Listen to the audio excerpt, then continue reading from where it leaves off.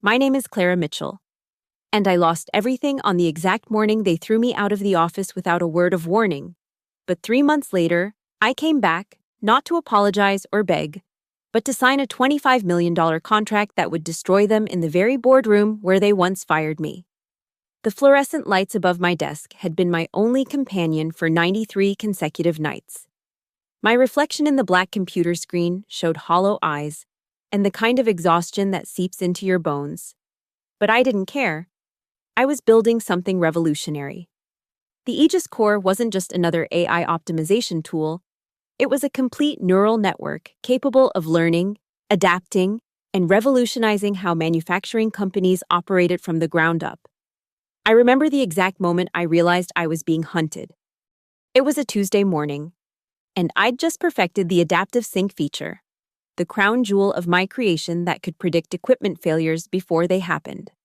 Greg Mason, my direct supervisor and the product director at Aegis Innovations, had walked past my cubicle 3 times in an hour, each time glancing at my screen with the kind of hunger that made my skin crawl. "Clara, great work on the core," he'd said, his voice dripping with false appreciation. "When we close this big deal, we'll all share in the success." The "we" felt like a lie even then. I'd been the sole architect of every line of code, every algorithm, every breakthrough that made Aegis Core possible. But Greg had a way of making himself indispensable in conversations with upper management, inserting himself into my achievements like a parasite feeding on its host. Tyler Burns, our head of sales, had joined Greg's circling pattern around my desk. Tyler was the kind of man who wore $1,000 suits to mask his complete lack of technical understanding, compensating with aggressive handshakes and promises he couldn't keep. Together, they formed a predatory alliance that I was too naive to recognize until it was too late. The first real warning came when I stopped receiving emails about the Titan Edge Corp presentations. Titan Edge was the manufacturing giant we'd been courting for months, the deal that would make or break Aegis Innovations. I'd been the technical lead on every client interaction until suddenly, I wasn't. "Oh, we're just handling the business side now," Greg had explained when I asked about the missing invitations. "You focus on the technical refinements. We'll handle the corporate politics." But I knew better.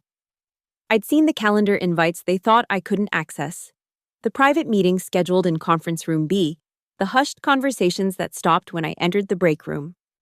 They were preparing to present my work without me, and I was powerless to stop it. The breaking point came on a Friday morning when I arrived early to find the office already buzzing with activity. Through the glass walls of the main conference room, I could see Greg standing at the head of the table, my laptop connected to the projector, displaying the Aegis Core interface I'd spent 3 months perfecting. A trembling intern named Marcus approached my desk, his face pale with the knowledge of what he was about to reveal. "Clara, I thought you should know. They're demoing the core to Titan Edge right now. Greg said you were unavailable." The blood drained from my face as I realized what was happening. Greg was presenting my life's work to our biggest potential client, taking credit for every innovation, every breakthrough, every sleepless night I'd sacrificed to make this possible. I grabbed my phone and quietly activated the conference room's webcam system, watching in horror as Greg gestured confidently at my creation. "The Aegis Core represents 2 years of intensive development," Greg was saying to the Titan Edge executives. "My team and I have worked tirelessly to create something that will revolutionize your operational efficiency." His team, my work, their profit? I watched Tyler nod approvingly as Greg fielded technical questions about algorithms he couldn't possibly understand, deflecting deeper inquiries with corporate speak about proprietary processes and competitive advantages. The Titan Edge representatives seemed impressed, and I could see dollar signs reflecting in their eyes. That's when I knew I was already dead to them. They'd kept me around long enough to finish the product, and now they were erasing me from the narrative entirely. The realization hit me like a physical blow. I was about to be discarded like a used tool. The execution was swift and merciless. Monday morning, I arrived to find Greg and Jessica Martinez from HR waiting at my desk with a cardboard box and expressions of manufactured sympathy. Clara, we need to talk, Greg said, his voice carrying the practiced tone of someone who'd rehearsed this moment. We're making some organizational changes. The meeting room felt like a courtroom where the verdict had already been decided. Jessica read from a prepared script about restructuring and budget constraints, while Greg sat silently, avoiding my eyes. They'd constructed an elaborate fiction about company-wide layoffs, but I knew the truth. This was a targeted assassination. Your position is being eliminated effective immediately, Jessica continued, her words feeling like nails in a coffin. We'll provide 2 weeks severance and a positive reference. 2 weeks. After 3 months of 18-hour days, after creating something that would generate millions in revenue, after pouring my soul into their company, they were offering me 2 weeks' pay and a handshake. What about the Aegis Corps? I asked, though I already knew the answer. Greg finally looked at me, and I saw something cold and calculating in his expression. All work product developed during your employment belongs to Aegis Innovations. I'm sure you understand. I understood perfectly. They were stealing my creation and discarding me like garbage. But what they didn't understand was that I'd learned something valuable during my time at Aegis. Never trust anyone with your life's work. The cardboard box felt heavier than it should have as I carried it through the office, past colleagues who averted their eyes, past the conference room where they'd sealed my fate, past the security guard who awkwardly held the door open for my departure. Each step felt like a small death, a piece of my professional identity being stripped away. That night, I sat in my apartment staring at the walls, the cardboard box unopened on my kitchen table. The silence was deafening after months of constant keyboard clicking and humming servers. I felt like a ghost haunting my own life, invisible and irrelevant. But ghosts have one advantage. They can see things the living cannot. I opened my personal laptop and accessed the private server I'd been running from my home office. What Greg and Tyler didn't know was that I'd been backing up my work on my own systems. Not out of paranoia, but out of professional habit. The version of Aegis Core they'd stolen was impressive, but it was incomplete. The real breakthrough was in the adaptive sync module I developed in my final weeks, the feature that could predict and prevent equipment failures before they occurred. I'd presented it to Greg 3 times, and each time he dismissed it as too complex or outside our scope. But I'd kept working on it anyway, refining it, perfecting it, making it into something that could revolutionize predictive maintenance across entire industries. They'd stolen my work, but they'd stolen the wrong version. The next morning, I incorporated Nexus Core Labs LLC. The paperwork was simple, the filing fee was minimal, but the psychological impact was transformative. I was no longer Clara Mitchell, discarded employee. I was Clara Mitchell, CEO and founder of my own company. I spent the next week polishing the adaptive sync feature until it gleamed. The AI could now learn from human behavior patterns, predict worker fatigue, optimize shift schedules, and prevent accidents before they happened. It was everything the incomplete version wasn't: elegant, intuitive, and absolutely revolutionary. Then I composed an email that would change everything. Ms. Wallace. We met briefly at the Industrial AI Summit last year.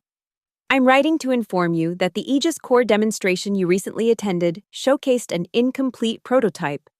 I possess the original, fully functional version with capabilities that were not disclosed in that presentation. If Titan Edge is interested in seeing what the system can truly accomplish, I would welcome the opportunity to demonstrate the complete technology. Best regards, Clara Mitchell, CEO, Nexus Core Labs. Diana Wallace was Titan Edge's Chief Technology Officer, a woman whose reputation for cutting through corporate nonsense was legendary in our industry. I'd spoken with her for barely 5 minutes at a conference, but she'd impressed me with her direct approach and technical acumen. If anyone would appreciate the difference between Greg's stolen prototype and my complete system, it would be her. Her response came within hours. Ms. Mitchell, I'm very interested in what you have to say. Can you meet tomorrow at 2 p.m.? I'll send you the address. The coffee shop was small, tucked away in a business district where corporate espionage was as common as morning lattes. Diana arrived precisely on time, her silver hair pulled back in a practical bun, her eyes sharp and assessing. "Show me," she said without preamble. I opened my laptop and launched the complete Aegis core system. The interface was cleaner, the responses faster, the capabilities far more sophisticated than anything Greg had demonstrated. But the real magic happened when I activated the adaptive sync module. The system immediately began analyzing the coffee shop's operations, predicting peak hours based on foot traffic patterns, identifying potential equipment failures in the espresso machine, optimizing staff schedules for maximum efficiency. It was like watching a digital brain learn and adapt in real time. Diana watched in silence for 20 minutes, occasionally asking technical questions that revealed her deep understanding of AI systems.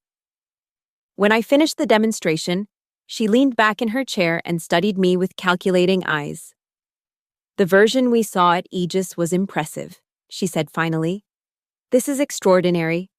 What exactly are you proposing?" "Exclusive licensing rights to Titan Edge," I replied. "Complete system integration, ongoing support, and full technical documentation.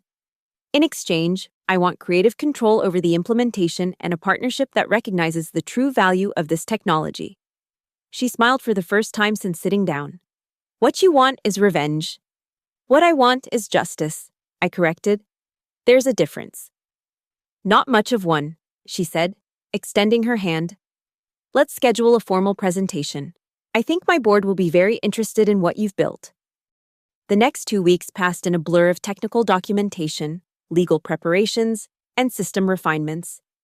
I worked 18-hour days again. But this time the exhaustion felt different, energizing rather than draining. I was building something for myself, not for people who would discard me the moment I became inconvenient. Diana's team was thorough but efficient. They tested every aspect of the system, probed for weaknesses, and challenged my assumptions about scalability and security.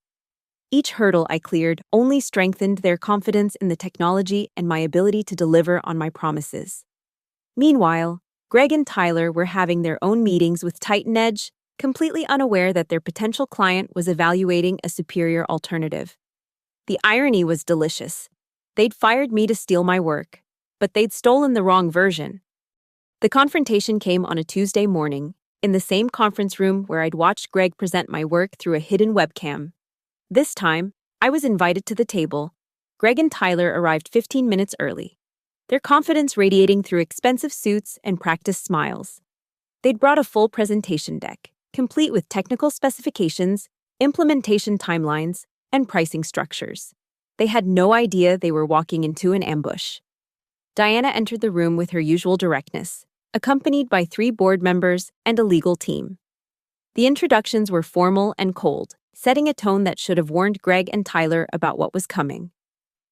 "Gentlemen, before we begin, I want to address some concerns about intellectual property," Diana said, her voice carrying the authority of someone accustomed to being obeyed. "We've discovered that the Aegis core system may not be the complete technology we were shown." Greg's confidence flickered for just a moment. "I'm not sure what you mean. We've demonstrated the full capabilities of our system." "Have you?" Diana asked, then nodded toward the door. I walked in carrying my laptop, my presence hitting Greg and Tyler like a physical blow. Tyler's face went pale, while Greg's expression shifted from confusion to recognition to something approaching panic. "Clara," Greg stammered, "what are you doing here?" "I'm here to demonstrate the complete Aegis core system," I replied, my voice steady despite the adrenaline coursing through my veins. "The version you stole was incomplete." The next hour was a masterclass in corporate humiliation. I demonstrated capabilities that Greg couldn't explain, features that Tyler couldn't sell, and innovations that made their stolen prototype look like a child's toy. The adaptive sync module alone was worth more than their entire company valuation. Greg tried to interrupt several times, claiming ownership of the technology, insisting that anything I'd developed belonged to Aegis Innovations. But Diana's legal team was prepared for this challenge. "Mr. Mason, we've thoroughly investigated the intellectual property claims," the lead attorney said. "Ms. Mitchell developed the core algorithms on her own time, using her own resources. The version you demonstrated was based on incomplete work product. The complete system, including the revolutionary adaptive sync feature, was developed entirely after her employment ended. Tyler made one last desperate attempt to salvage the situation. Even if that's true, we have an existing relationship with Titan Edge. We've been working on this deal for months. You've been working on a deal to sell us inferior technology, Diana replied coldly. Ms. Mitchell is offering us something genuinely revolutionary. The contract signing was a formal affair, conducted in Titan Edge's executive boardroom with all the ceremony such a significant deal deserved. $25 million for exclusive licensing rights, system integration, and ongoing technical support. More money than I'd ever imagined earning. But more importantly, complete creative control over my creation. As I signed my name to the contract, I could feel the weight of the past 3 months lifting from my shoulders. Greg and Tyler had tried to bury me, but they'd only succeeded in forcing me to evolve. They'd stolen my work, but they'd stolen the wrong version. They'd fired me to eliminate competition, but they'd created their most dangerous rival. The pen felt heavy in my hand as I completed the final signature. Around the table, Titan Edge executives smiled and shook hands, already planning the revolutionary changes my technology would bring to their operations. Diana caught my eye and nodded approvingly, recognizing the significance of this moment. Outside the Titan Edge building, the city lights reflected off the glass towers that house dozens of companies like Aegis Innovations, companies built on the stolen dreams of people like me. But tonight, one of those dreams had fought back and won. I walked through the downtown streets, my phone buzzing with congratulatory messages from Diana's team and my new legal advisors. The Nexus Core Labs headquarters would be established within the month, and I already had 3 potential hires lined up. Talented engineers who'd been overlooked or undervalued by their current employers. The irony wasn't lost on me. Greg and Tyler had fired me to steal my prototype, but in doing so, they'd given me the motivation to create something far more valuable. They'd tried to write me out of the story, but I'd simply started writing my own. As I reached my car, my phone rang. The caller ID showed Greg's number, and I almost ignored it, but curiosity got the better of me. Clara, we need to talk. Greg's voice was strained, desperate. This is insane. You're destroying everything we've built. No, Greg, I replied, starting the engine. You destroyed everything you built the moment you decided to steal from me. I'm just cleaning up the mess. We can work something out, he pleaded. There's room for everyone to win here. There was, I said, pulling out of the parking garage. 3 months ago, there was room for everyone to win, but you chose to make this a zero-sum game. Congratulations, you lost. I hung up and drove home through the quiet streets, thinking about the journey that had brought me to this moment. 3 months ago, I'd been a loyal employee who believed in teamwork and shared success. Tonight, I was a CEO who'd learned that sometimes the only way to protect your dreams is to fight for them yourself. The Aegis Core, my Aegis Core, would revolutionize manufacturing efficiency across dozens of industries. But more importantly, it would serve as a reminder that talent and innovation couldn't be stolen, only borrowed temporarily. The real value was in the mind that created it, and that mind was now beyond their reach.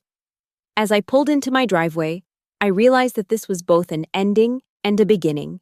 The old Clara Mitchell, the one who trusted corporate promises and believed in loyalty, was gone. In her place stood someone harder, smarter, and infinitely more dangerous to those who would try to exploit her. Tomorrow would bring new challenges, hiring decisions, technical implementations, and the complex dance of growing a company. But tonight, I allowed myself a moment of satisfaction. I'd been fired to clear the way for theft, but I'd turned that theft into the foundation of something greater. The cardboard box from my termination still sat unopened on my kitchen table, a relic of my old life. I picked it up and carried it to the trash, where it belonged. That chapter was closed, and I was ready to write the next one. They'd fired me to steal my prototype, but I'd signed a $25 million deal without them.